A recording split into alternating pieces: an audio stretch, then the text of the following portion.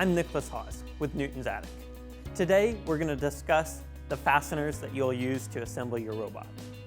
The most common fastener is the standard cap head bolt. This bolt uses an Allen wrench to tighten and is the standard bolt referenced in your manual. The next bolt is the flathead bolt. This bolt also uses an Allen key to tighten it, but it remains flush with the surface when it is fully tightened. The next fastener is the washer. The washer distributes the load that the bolt applies to your object. It is important when you need a uniform load. The next fastener is the standard nut. This nut provides the clamping force that holds your work together. The final fastener found in your fastening kits is the lock nut.